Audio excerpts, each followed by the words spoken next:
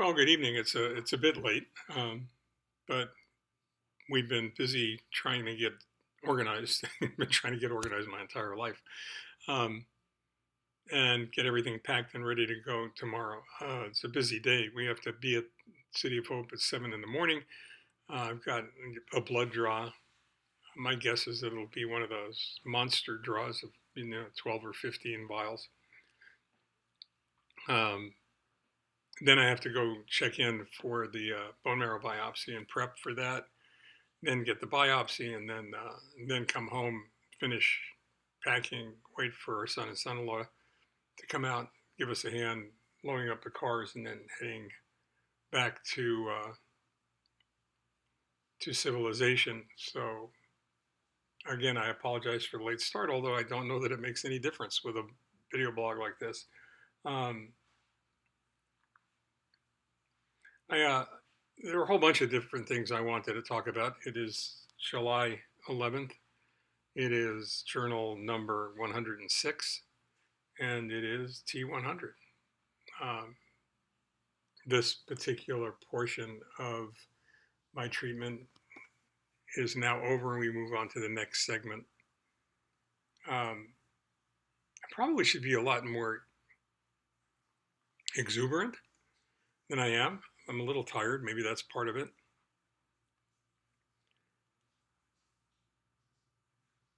But what I wanted to talk about was something that came in an email from a very dear friend, perhaps one of the most intelligent, articulate people I know.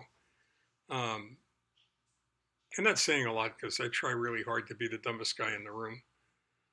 Um, he was commenting on the blog post that I did on Amazing Wonder. And he suggested that there are probably corollaries to that. And one of them would be uh, joyful experience. And the email came in a couple of days ago, and I've been focusing on that for a lot, trying to figure out exactly what it means to me, joyful experience. Um,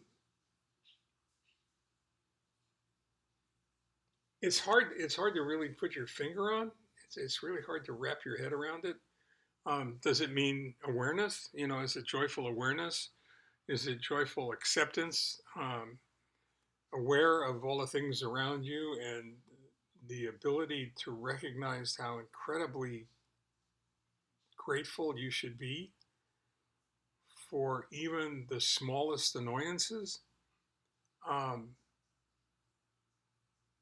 Acceptance, joyful acceptance of your situation, which, by the way, in my mind at least, doesn't mean that you should not fight for a better current reality, but recognize that, you know, without getting rageful, um, honestly evaluating where you are and being joyful for the ability to do that. Um, or is it exactly what it starts out to say it is? And that's joyful experience.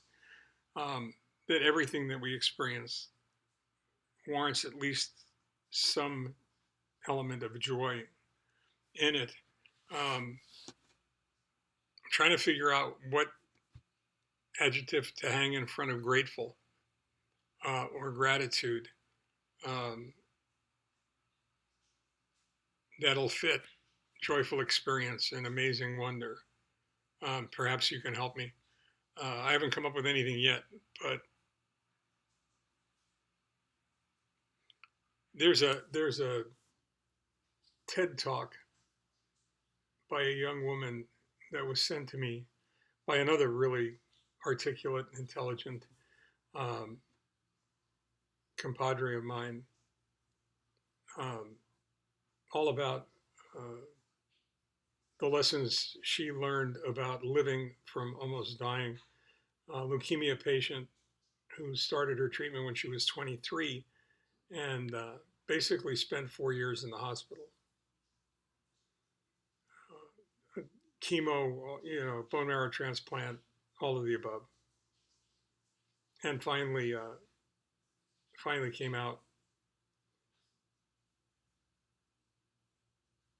And it was the most intelligent, articulate, um, realistic, honest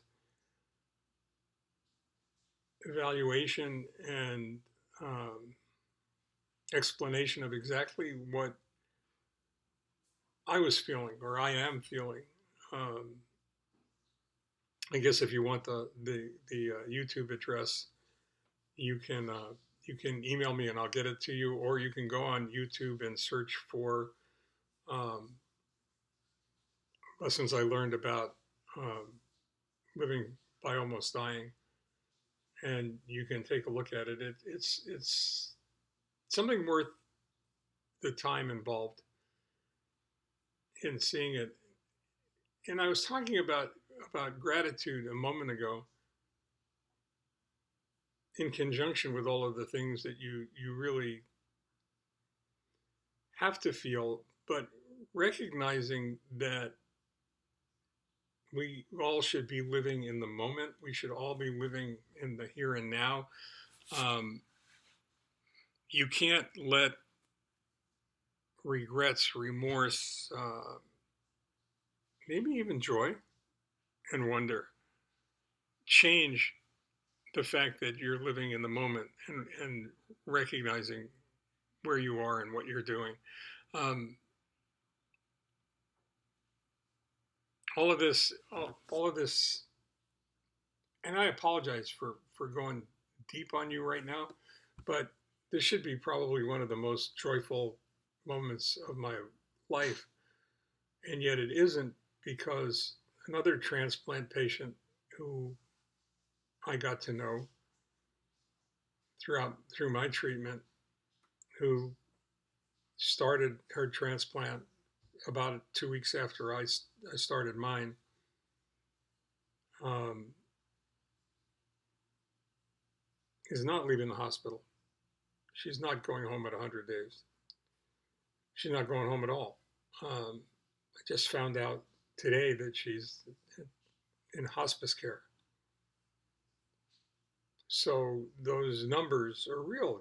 When they tell you that they're 65% successful, that means that they're 35% um, less than a positive result. And I'm having a really hard time with that. A much harder time than I probably should, especially when I'm looking at things like amazing wonder and joyful experience. Um, to compound the way I feel, I've been, I'm a big boy now. I can make my own decisions, but I've been advised by both my nurse practitioner and through my nurse practitioner by my doctor that while I could go to visit her, it wouldn't be advisable um, for my state, because I'm still fully immunocompromised, and there are other people there, and the hospital's not a good place for me to be in general. Um, Even though that's where I'm going tomorrow morning for a bone marrow biopsy, but it's a matter of get in, get the procedure done, and get out. So if I seem distant, if I seem disjointed, I truly apologize. You guys deserve more than that. But this is a lot to get your head around, and recognizing how lucky you are, how grateful you need to be,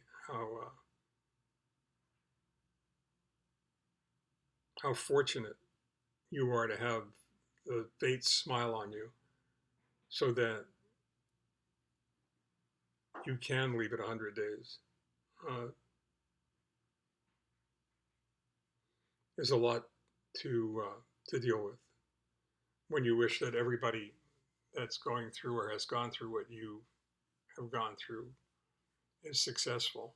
It's also, in all honesty, there's a little bit of fear there also, because things can change in a heartbeat, as we've talked about before. So I apologize for being down on a night when I should be 100% up, but I hope you'll understand. Um, Hopefully tomorrow I'll be in good enough shape to go ahead and blog again and not take a pass. And so until then, until I see you tomorrow or Sunday, stay well and take care. I love all of you for watching.